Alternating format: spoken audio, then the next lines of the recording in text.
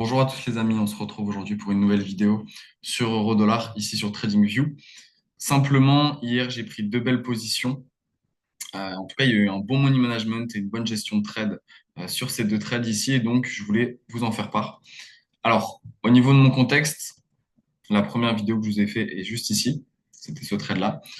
Donc ici, le marché pour moi était toujours haussier, malgré le fait qu'on ait eu un retournement à ce niveau-là. Je pensais qu'on pouvait toujours la jouer à la hausse, surtout que j'avais des belles zones. Alors, le premier trade que j'ai pris juste ici, le petit est sur le côté, voilà.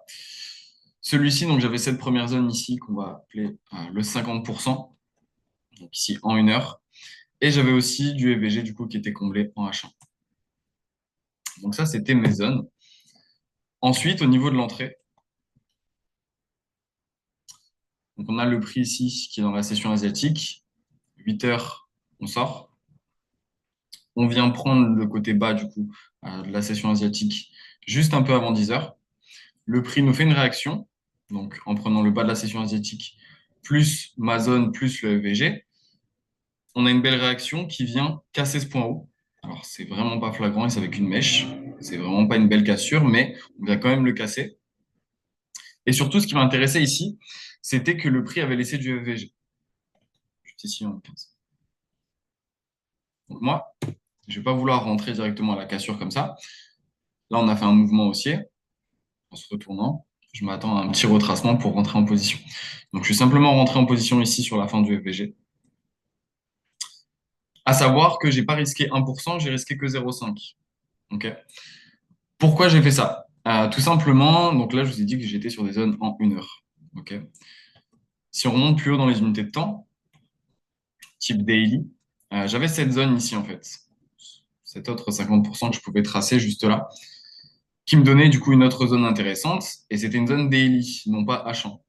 Dans l'ordre de mes unités de temps, plus je vais être haut, plus les zones vont avoir de l'importance.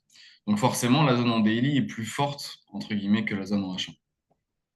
C'est pour cela que j'ai risqué que la moitié d'un risque plein. Ok, donc j'ai mis 0,5 au lieu d'1. Et on voit que ça m'a porté raison ici parce que le prix du coup m'a déclenché. Il a titillé un peu voilà, ici sur mon prix d'entrée. Puis après, le prix a commencé à accélérer à la baisse. Et donc, je me suis fait sortir. Pourquoi j'ai mis que 0,5 aussi? Parce qu'avec ce que le prix m'a donné juste ici, pour moi, s'il revenait chercher ce côté ici, le côté bas, le côté opposé, voilà le point bas de la première réaction, s'il revenait le chercher en prenant la zone, hein, forcément, bah, pour moi, j'avais un deuxième setup. Donc, c'est ce que le prix a fait. Voilà, ici, je me fais sortir. Donc, moins 0,5. On vient toucher la zone. Je vais me rapprocher un petit peu. Et juste ici, donc, on voit bien le prix réagir. Et donc, juste après la clôture de cette bougie bleue, je suis rentré en position à l'achat. OK? Donc, encore une fois, j'avais partagé tout ce trade en fait sur Instagram. Alors, pas en avance, forcément, je ne donne pas de signaux, il faut le savoir. Maintenant, je vais vous partager le suivi du trade pour vous expliquer un petit peu comment j'ai essayé en live. Du coup, le prix est parti dans mon sens. Ici, j'étais quasiment à 2R, même un peu plus de 2R si je ne dis pas de bêtises. J'étais à plus de 2R. Ce qui s'est passé tout simplement, c'est que cette zone, pour moi, elle est importante avec ce qu'on a fait ici, avec la prise du point haut, mais avec une mèche. On a laissé du FVG et donc pour moi, cette zone ici était importante. Mes élèves savent pourquoi.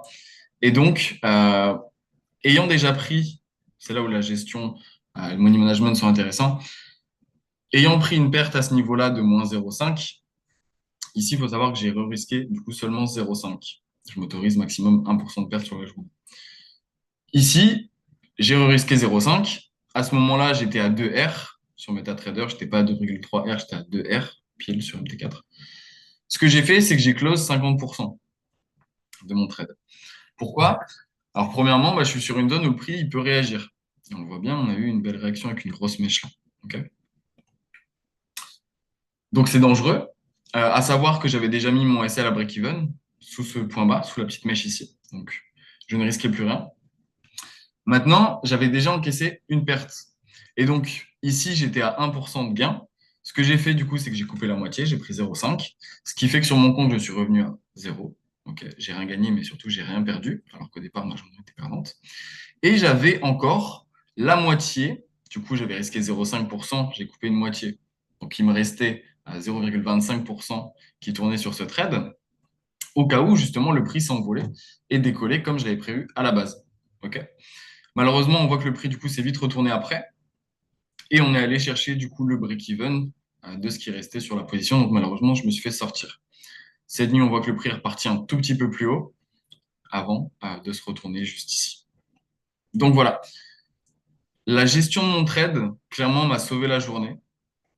Alors premièrement, pas engager tout son risque tout de suite.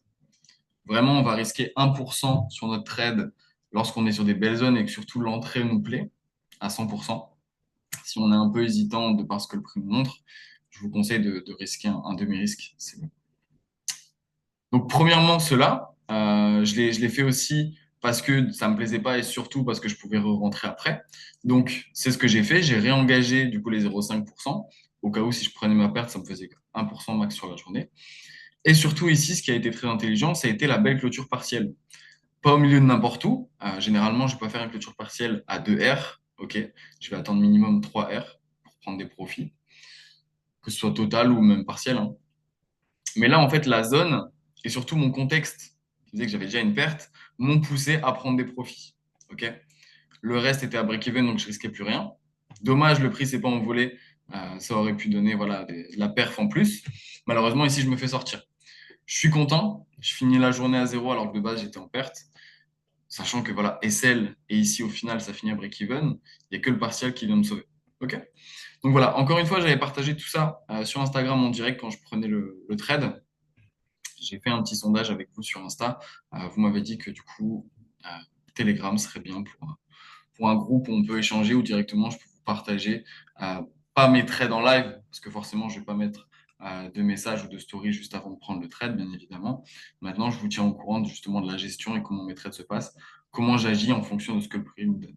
Donc voilà, j'espère que cette vidéo, encore une fois, vous avez été utile. En tout cas, moi, je vous remercie et puis je vous dis à bientôt.